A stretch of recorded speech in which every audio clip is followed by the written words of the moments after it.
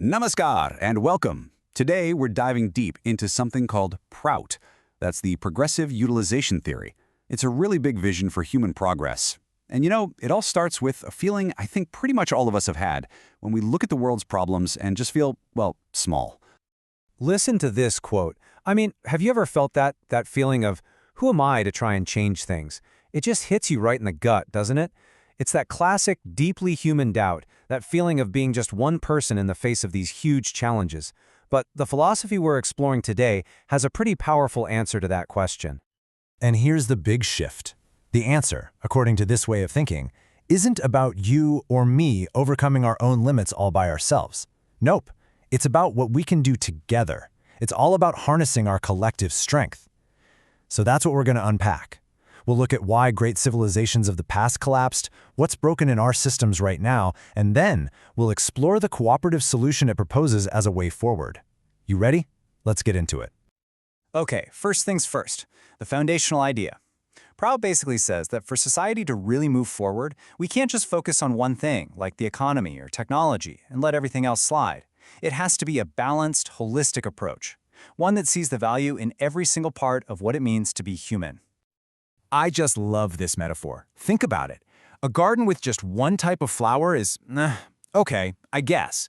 But a garden with all sorts of different flowers, different colors, different shapes, that's where the real beauty is. It's the mix, the way they all work together in harmony. And that's the key idea for society too, finding that unity in our diversity. It's crucial. So if this harmony is the goal, the big question is, why is it so hard to achieve? Why haven't we gotten there yet?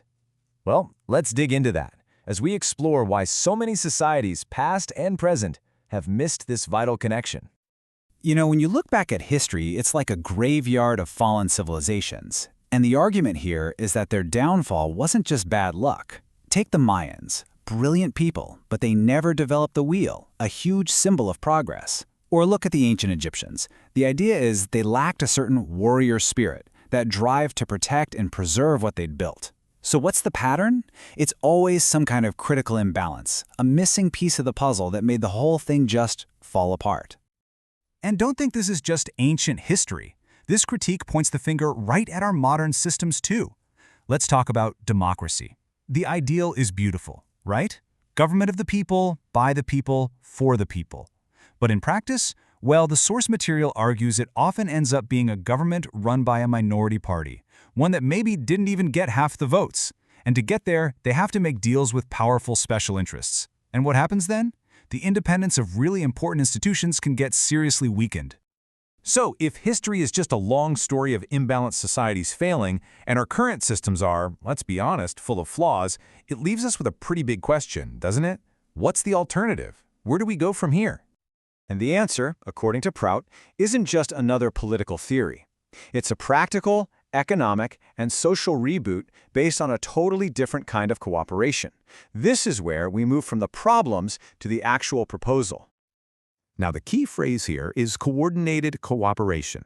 This isn't the kind of top-down cooperation you see in a typical boss-employee relationship. Not at all. This is a model where free people choose to work together as equals, with mutual respect, all aiming for the well-being of the whole group. That's the spirit that's supposed to power the entire economy. And this isn't just some vague dream. The source lays out a really clear step-by-step plan to get there, starting with farming.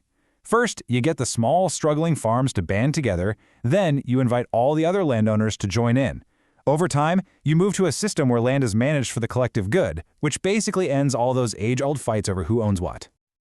For the farmers themselves, the benefits are immediate and very real. By pooling their resources, they're not forced into distressed sales, where they have to sell their crops for rock-bottom prices just to survive. They get financial security, real bargaining power, and access to modern equipment they could never afford on their own. It all leads to more productivity and, well, a better life. And from there, the good stuff just ripples out. When cooperatives sell directly, they cut out the exploitative middlemen, which helps keep prices stable for everyone. This model creates steady, local jobs, so you don't have people constantly moving around looking for work. And most importantly, it builds that spirit of everyone working together for the common good. But here's the thing. This new kind of economy, it isn't actually the final goal. It's the foundation for something much, much bigger. In this last section, let's look at the ultimate vision here. This quote just perfectly captures the feeling behind it all. It's a fundamental shift in how we think, from just me to us. We are all for all. Each of us is for others. You can feel the power in that, right?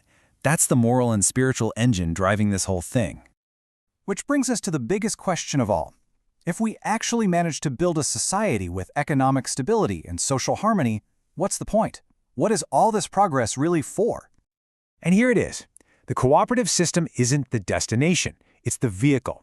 It's designed to solve our material problems so that we can finally free ourselves from all the fighting and division that holds us back.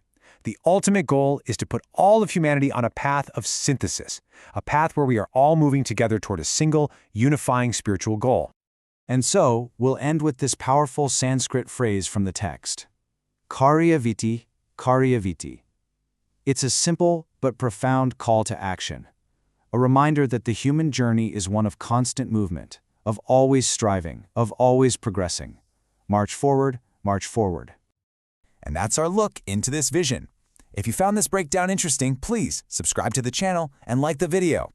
It really helps us make more explainers just like this one. Thanks so much for joining us.